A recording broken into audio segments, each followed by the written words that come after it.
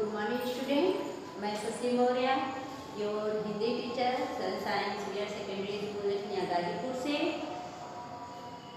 आज मैं आप लोग के लिए इस वीडियो में कक्षा 10 हिंदी व्याकरण के अंतर्गत वाक्य भेद लेकर आई हूँ, जिसे आप लोग ध्यानपूर्वक पढ़ेंगे, सुनेंगे और समझने का प्रयास करेंगे। तो चलिए सबसे पहले हम शुरू करते हैं वाक्य। वाक्य के बारे में आपको मैं बता दूं कि वाक्य होता क्या है। वाक्य का परिचय सबसे पहले वाक्य का परिचय हम लोग जानें कि वाक्य का परिचय होता क्या है। तो देखिए, यह भाषा की मुख्य इकाई होती है तथा विचारों को प्रकट करने का एक माध्यम है। यह भाषा की मुख्य इकाई तथा हमारे विचारों को प्रकट करने का एक माध्यम होता है, जिससे हम अपने भाव को पूरी तरह से व्यक्त करने में सक्षम होते हैं। अर्थात प्रकट, जो कि हमारे भाव को पूरी तरह से प्रकट करने का एक कार्य करता है, ये हमारा क्या कहलाता है, वाक्य। तो वाक्य के परिचय आप जान लें तो वाक्य क्या होता है। वाक्य भाषा की वह इकाई होती है जो कि हमारे विचारों को प्रकट करने का एक माध्यम होता है, और जो कि हमारे भाव को पूरी तरह से प्रकट करने का ये क्या करता है, कार्य करता है। तो आपको यहाँ पर हमने ब्लैक बोर्ड के माध्यम से आपको समझाने का यहाँ प्रयास भी किया है। तो देखिए, वाक्य का परिचय आप जान लें कि भाषा की इकाई होती है जो कि हमारे भाषा को, हमारे विचारों को एक प्रकट करने का एक माध्यम होता है, जो कि हम एक व्यक्ति से दूसरे व्यक्ति के सामने जो प्रकट कर सकते हैं। आप देखिए वाक्य की परिभाषा क्या होता है। दो या दो से अधिक सार्थक शब्दों का वह व्यवस्थित समूह जो पूर्ण अर्थ प्रकट करता है, वाक्य कहलाता है। क्या हमने यहाँ पर दिया है कि दो या दो से अधिक सार्थक शब्दों का वह व्यवस्थित समूह जो पूर्ण अर्थ प्रकट करता है, वाक्य कहलाता है। जैसे मोहन विद्यालय जाता है। ये हमारे दो या दो से अधिक शब्द हैं। ये हमारे क्या है, ये भी शब्दों का एक व्यवस्थित समूह जो कि पूर्ण अर्थ यहाँ प्रकट कर रहा है कि मोहन विद्यालय जाता है। मोहन कहाँ जाता है, विद्यालय। मोहन विद्यालय जाता है। आपको यहाँ पर परिभाषा में बताया गया है कि दो या दो से अधिक सार्थक शब्दों का वह व्यवस्थित समूह जो पूर्ण अर्थ प्रकट करता है, वाक्य कहलाता है। तो यहाँ पर एग्जाम्पल देकर आपको हमने समझाने का प्रयास किया है कि मोहन विद्यालय जाता है। इसमें देखिए, दो या दो से अधिक सार्थक समूह है, शब्द है जो कि व्यवस्थित है, क्रम से है। तो इससे हमारा क्या है, एक अर्थ इस अभिव्यक्त हो जाता है, प्रकट होता है कि मोहन कहाँ जाता है, मोहन विद्यालय जाता है। रमा खाना बनाती है, राधा सिलाई करती है। ये सब क्या है, ये हमारे अर्थ को क्या कर रहे हैं, प्रकट कर रहे हैं। तो ये हमारा क्या कहलाता है, वाक्य। अब नीचे आइए, देखते हैं वाक्य की विशेषताएं। क्या देखते हैं, वाक्य की विशेषताएं। तो किसी भी वाक्य में निम्नलिखित विशेषताएं होनी चाहिए। किसी भी वाक्य में निम्नलिखित विशेषताएं होनी चाहिए। नंबर 1, आप ध्यानपूर्वक ब्लैक बोर्ड पर देखेंगे, वाक्य में प्रत्येक शब्द का कुछ न कुछ अर्थ होना चाहिए। वाक्य में प्रत्येक शब्द का कुछ न कुछ अर्थ होना चाहिए। वाक्य में प्रयुक्त प्रत्येक शब्द की आपस में संगति होनी चाहिए। संगति का मतलब क्या होता है, मेल। संगति का मतलब क्या होता है, मेल। वाक्य में प्रत्येक शब्द की आपस में संगति होनी चाहिए। वाक्य में पूर्ण अर्थ अभिव्यक्त करने की क्षमता होनी चाहिए। वाक्य में पूर्ण अर्थ अभिव्यक्त करने की क्षमता होनी चाहिए। अगला पॉइंट है, वाक्य में शब्दों का एक निश्चित क्या होना चाहिए, क्रम होना चाहिए। तो यहाँ देखिए, निश्चित क्रम का मतलब यह है, जैसे आप एक सूत्र के माध्यम से भी यहाँ हमने समझाने का प्रयास किया है कि निश्चित क्रम कर्ता प्लस कर्म प्लस पूरक प्लस क्रिया, यानी एक पद क्रम भी होना चाहिए। जो एक पद, वाक्य में जो पद होता है उसको एक क्रम से लिखना चाहिए। पहले कर्ता होना चाहिए, फिर कर्म होना चाहिए, फिर पूरक होना चाहिए, फिर क्रिया। पूरक का मतलब होता है जो विस्तार हम देते हैं, जो हमारी क्रिया को पूरा करता है, हमारे वाक्य को पूरा करता है उसी को हम क्या बोलते हैं, पूरक कहते हैं। अगला पॉइंट है 5वां नंबर, शब्दों को बोलने अथवा लिखने में निकटता होनी चाहिए। यानी जो शब्द हम बोल रहे हैं अथवा उसको हम लिख रहे हैं तो उसमें क्या हमारे बोलने और में निकटता होनी चाहिए। अर्थात कहने का भाव यह है यानी कि शब्दों को जब हम बोल रहे हैं, लिख रहे हैं, आवश्यकता पड़े तो वहाँ पर हमें विराम चिन्हों का भी प्रयोग करना चाहिए। अब इसके बाद वाक्य के अंग। अब इसके बाद हम आपको बताएंगे कि वाक्य के अंग। वाक्य के दो अंग होते हैं। वाक्य के कितने अंग होते हैं? दो अंग होते हैं। कौन कौन से? एक उद्देश्य होता है और दूसरा क्या होता है? विधेय होता है। अब यहाँ पर ये समझने का प्रयास करें, उद्देश्य किसे कहते हैं? यहाँ पर उद्देश्य किसे कहते हैं? आपको कोई भी चीज तैयार करने के लिए सबसे जरूरी है उसका अंग जानना। मान लीजिए जैसे हम एक हाड़ मांस के बने हुए एक मनुष्य हैं, तो हमारा एक एक अंग से बनकर हमारा शरीर का निर्माण हुआ है। तो उसी प्रकार ये अंग है, वाक्य के अंग है, जो कि एक अंगों से मिलने के बाद हमारा वाक्य का क्या हुआ है? निर्माण हुआ है। तो अब इसके बारे में वाक्य आप जानते होंगे, वाक्य क्या होता है, उसकी विशेषताएं। अब आइए वाक्य के अंग के बारे में आपको बता दें कि वाक्य के दो अंग होते हैं। नंबर 1 उद्देश्य और नंबर 2 क्या है? विधेय। तो सबसे पहले हम जानने का प्रयास करें उद्देश्य किसे कहते हैं। उद्देश्य किसे कहते हैं? तो वाक्य में जिसके बारे में कुछ कहा जाए या बताया जाए उसे हम क्या बोलते हैं? उद्देश्य। वाक्य में जिसके बारे में कुछ कहा जाए या बताया जाए उसे हम क्या बोलते हैं? उद्देश्य। जैसे कोयल मधुर गाती है। कोयल कैसी गाती है? मधुर। यानी कोयल के बारे में बताया जा रहा है कि कोयल कैसी गाती है? कोयल मधुर गाती है। रमा खाना बनाती है। रमा क्या कर रही है? खाना बनाती है। सीता विद्यालय जाती है। सीता कहाँ जा रही है? विद्यालय जा रही है। तो ये आपका हो गया उद्देश्य। और नंबर 2 है आपका विधेय। नंबर 2 है विधेय। यानी विधेय किसे कहते हैं? उद्देश्य के बारे में, उद्देश्य वाक्य में उद्देश्य के बारे में जो कुछ कहा जाए या बताया जाए वो हमारा क्या कहलाता है? विधेय। जैसे आपको हमने बताया कि कोयल मधुर गाती है, तो उसमें उद्देश्य में आपको बताया गया कि कोयल मधुर गाती है। तो कोयल कैसे गाती है? मधुर। तो कोयल आपका क्या हो गया? देख लीजिए यहाँ पर थोड़ा सा हम समझा देते हैं। कोयल मधुर गाती है। तो यहाँ आपको उद्देश्य में हमने बताया है कि वाक्य में जिसके बारे में कुछ कहा या बताया जाए वो हमारा क्या कहलाता है? उद्देश्य। जैसे कोयल मधुर गाती है, इसमें कोयल के बारे में बताया जा रहा है कि कोयल कैसी गा रही है? कोयल मधुर गा रही है। तो कोयल आपका क्या हो गया? उद्देश्य। अब आइए विधेय। यानी वाक्य में उद्देश्य के बारे में जो कुछ कहा जाए उसे हम क्या बोलते हैं? विधेय। जैसे आपको यहाँ बताया गया कोयल मधुर गाती है, या दूसरा एग्जाम्पल देखिए मैं आपको समझा रही हूँ कि तारे आसमान में चमक रहे हैं। तारे आसमान में चमक रहे हैं। तारे आसमान में चमक रहे हैं। तो देखिए यानी यहाँ पर उद्देश्य के बारे में बताया जा रहा है कि तारे कहाँ चमक रहे हैं? आसमान में। तो ये आपका आसमान में चमक रहे हैं, क्या हो गया आपका? विधेय हो गया। ये क्या हो गया आपका? विधेय हो गया। आया समझ में? अब आइए, उम्मीद है कि उद्देश्य और विधेय भी आपको समझ में आ गया। अब नीचे आप आइए वाक्य के प्रकार। अब हम पढ़ेंगे वाक्य के प्रकार। इतना ध्यान रखिए, वाक्य के अंग अलग होते हैं, प्रकार अलग होते हैं। बहुत से बच्चे कंफ्यूज हो जाते हैं कि वाक्य के अंग और प्रकार एक ही होता है, लेकिन नहीं, वाक्य के अंग अलग हैं, प्रकार अलग है। क्योंकि आपको यहाँ पर समझा रहे हैं जैसे आदमी कई प्रकार के होते हैं, कोई मोटा होता है, कोई दुबला होता है, कोई पतला होता है। और लेकिन आदमी अंग क्या होता है? पूरे एक एक अंग से उसका क्या होता है? निर्माण होता है। इसी प्रकार ये प्रकार अलग है और अंग क्या है? अलग है। तो प्रकार में आइए वाक्य के प्रकार। वाक्य के 2 प्रकार होते हैं। वाक्य के कितने प्रकार होते हैं? 2 प्रकार होते हैं। कौन कौन से? एक अर्थ के आधार पर और दूसरा क्या होता है? रचना के आधार पर।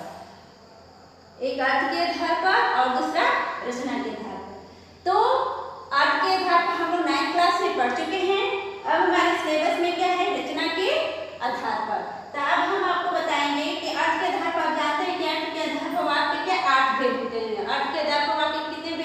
8 भेद होते हैं, जो कि हम 9th क्लास में पढ़ चुके हैं। तो अब आपको हम बताएंगे कि रचना के आधार पर यानी रचना के आधार पर वाक्य के कितने भेद होते हैं। तो चलिए हम शुरू करते हैं, आपको यहाँ बताते हैं। चलिए तो आपको बता रहे थे रचना के आधार पर वाक्य भेद। तो आप देखिए रचना के आधार पर वाक्य के 3 भेद होते हैं। नंबर 1 है सरल वाक्य, दूसरा क्या है संयुक्त वाक्य, तीसरा क्या है मिश्र वाक्य। अब आइए यहाँ आपको बताते हैं कि सरल वाक्य किसे कहते हैं। तो सबसे पहले हमको ये जानना है कि सरल वाक्य होते क्या हैं। तो देखिए सरल वाक्य क्या होता है। सरल वाक्य वह स्वतंत्र उपवाक्य है जिसमें कर्ता, कर्म, पूरक, क्रिया विशेषण और क्रिया में से कुछ या सभी घटकों का योग होता है।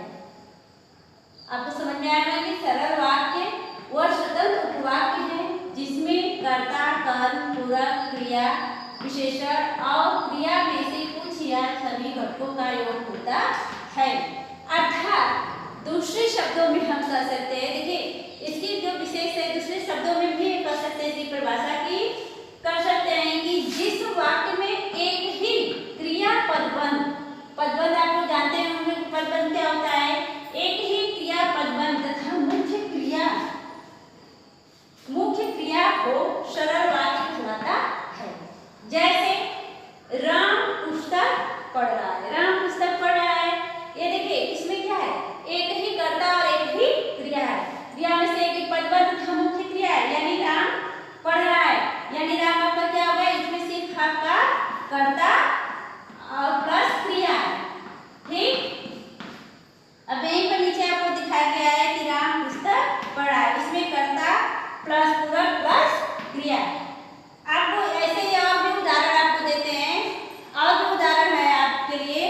जैसे मेरी बहन 2 दिन से यह किताब पढ़ रही है, मेरी बहन 2 दिन से किताब पढ़ रही है। आपको यहाँ बताया गया है कि क्रिया विशेषण और क्रिया में से कुछ या सभी घटकों के। तो यहाँ पे देखिए क्रिया विशेषण का भी प्रयोग किया गया है कि नहीं। मेरी बहन 2 दिन से किताब पढ़ रही है, 2 दिन से क्रिया विशेषण है। कौन सा क्रिया विशेषण है, दिमाग लगाइए आप लोग। आप देखिए आपको यहाँ बताया गया है स्वतंत्र जिसमें कर्ता, कर्म, पूरक, क्रिया विशेषण क्रिया में से कुछ या सभी घटकों का प्रयोग होता है। अर्थात इसमें देखिए पहले कर्ता और क्रिया का प्रयोग किया गया है, नीचे में आपको कर्ता, कर्म और क्रिया का प्रयोग किया गया है। फिर आपको हमने उदाहरण दिया है कि मेरी बहन 2 दिन से किताब पढ़ी है, इसमें कर्ता भी है, कर्म भी है और क्रिया विशेषण भी और क्रिया यानी सभी घटकों का प्रयोग किया गया है। अर्थात दूसरे शब्दों में हम कर सकते हैं कि एक ही कर्ता और एक ही क्रिया होता है, उसे भी हम सरल वाक्य कहते हैं। आपको देखिए प्रश्न पूछा जा सकता है कि एक क्वेश्चन पूछा जा सकता है कि सरल वाक्य में कितने घटक होते हैं। कई बार पूछा भी जा चुका है सरल वाक्य में कितने घटक होते हैं, 2 घटक होते हैं। कौन कौन से घटक होते हैं, उद्देश्य और विधेय। उद्देश्य और विधेय को ही हम घटक बोलते हैं, ये चीज याद रखिएगा। घटक किसी और को नहीं बोलते हैं, जैसे आपको यहाँ घटकों का प्रयोग यानी घटकों में उद्देश्य और विधेय, उद्देश्य जो भी शब्द आएंगे वो हमारे घटक कहलाते हैं। उद्देश्य विधेय को ही हम घटक बोलते हैं, क्योंकि एक क्वेश्चन पूछा जा सकता है कि सरल वाक्य में कितने घटक होते हैं। तो आप बता सकते हैं कि सरल वाक्य में 2 घटक होते हैं। कौन कौन से, एक उद्देश्य और दूसरा विधेय।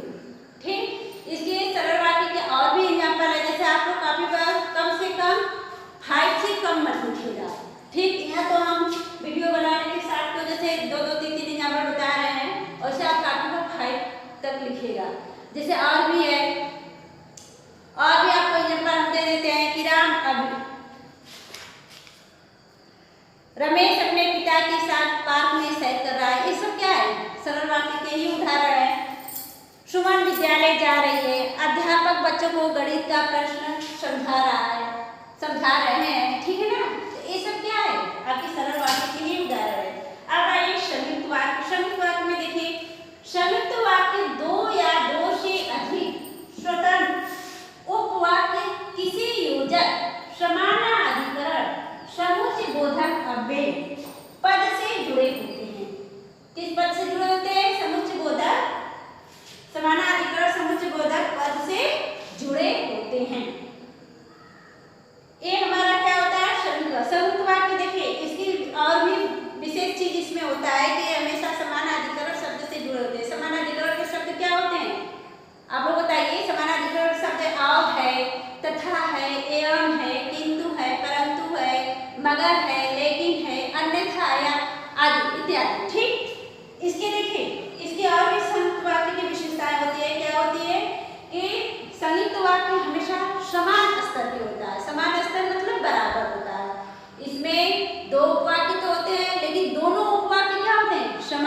स्तर के होते हैं, न कोई किसी से छोटा होता है न कोई किसी से बड़ा होता है। जैसे आपको यहाँ बता रहे हैं, देखिए यहाँ पर जैसे राम बाजार गया और श्याम घर आया। संयुक्त वाक्य में आपको बताया गया है कि इसमें दो उपवाक्य होते हैं और दोनों समान स्तर के होते हैं, न कोई छोटा होता है न कोई बड़ा होता है। जैसे राम बाजार गया और श्याम घर आया, देखिए ये दोनों वाक्य क्या है, समान स्तर के ही है, न कोई किसी से छोटा है न ही कोई किसी से बड़ा है। इसमें और भी आपको उदाहरण हम दे सकते हैं।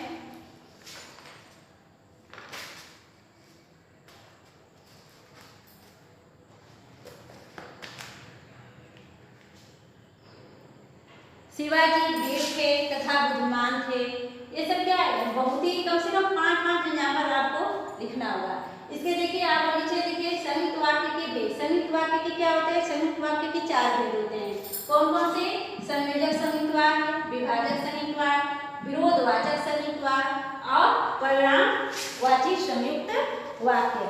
सबसे पहले आप देखेंगे संयोजक संयुक्त वाक्य। संयोजक संयुक्त वाक्य किसे कहते हैं, जिस संयुक्त वाक्यों में दो कार्य प्रकारों को जोड़ने का कार्य करते हैं उसे हम क्या बोलते हैं, संयोजक संयुक्त वाक्य। जैसे आपको राम बाजार गया और श्याम घर आया, ये दो वाक्यों को क्या कर रहे हैं, जोड़ने का कार्य कर रहे हैं। क्या कर रहे हैं, जोड़ने का कार्य कर रहे हैं, इसलिए क्या हो गए आपके संयोजक संयुक्त वाक्य। यहाँ मैं बैठूंगा तथा उधर दूसरे लोग बैठेंगे, जैसे और भी यहाँ मैं बैठूंगा तथा वहाँ दूसरे लोग बैठेंगे।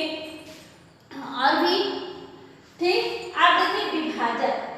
विभाजक का मतलब होता है विकल्प दिखाना। विभाजक का मतलब क्या होता है, विकल्प दिखाना। जैसे यहाँ पर संयुक्त वाक्य में आए उपवाक्यों को दो स्थितियों या व्यापारों से विकल्प दिखाया जाता है, उसे हम क्या बोलते हैं, विभाजक संयुक्त वाक्य। जैसे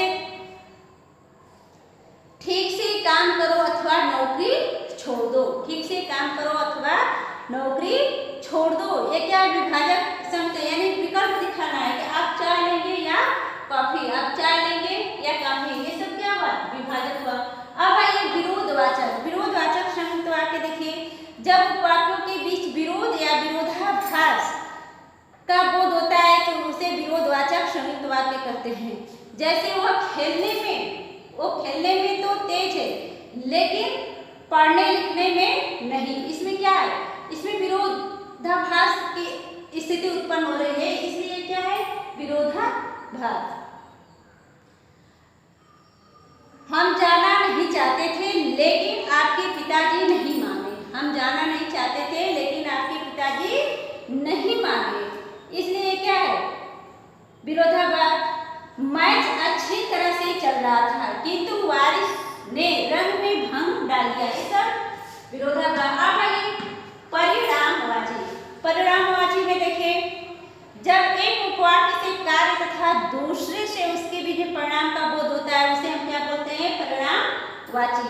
ठीक, जैसे आज बाजार बंद है इसलिए कुछ नहीं मिलेगा, आज बाजार बंद है इसलिए कुछ नहीं मिलेगा।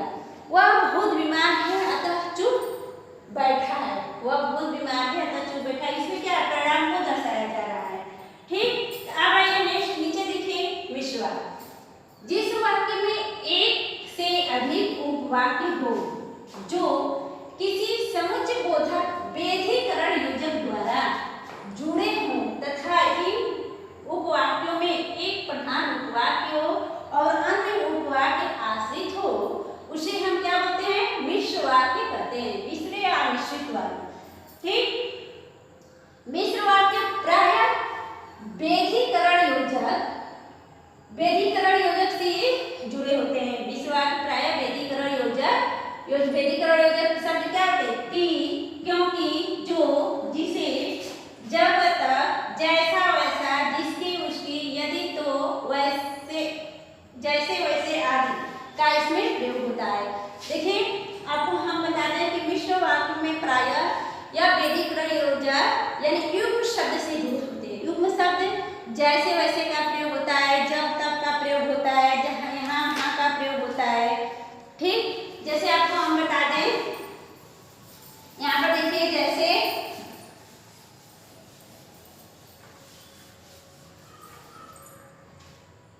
जब मैं स्टेशन पहुंचा, जब मैं स्टेशन पहुंचा तब, जब मैं स्टेशन पहुंचा तब मैं उससे मिला, उससे मिला। देखिए आपको बताया गया है कि इसमें युग शब्द का प्रयोग है ना, किसका प्रयोग है, जब तब का प्रयोग है, यानी दोनों के साथ प्रयोग किया गया है ना। तो ये सब वैदिक अर्थ शब्द हैं। जब मैं स्टेशन पहुंचा तब मैं उससे मिला, तुमने जैसा किया वैसा फल मिला, तुमने जैसा किया वैसा फल मिला। यह वही विद्यालय है जिसमें मोहन पढ़ता था, यह वही विद्यालय है जिसमें मोहन पढ़ता था। ठीक, यह वही महात्मा है जो पार्क में प्रवचन दे रहे थे। तो ये सब क्या है, मिश्र वाक्य है। तो ठीक बेटा, आप उम्मीद करते हो कि आपको समझ में आ गए होंगे। तो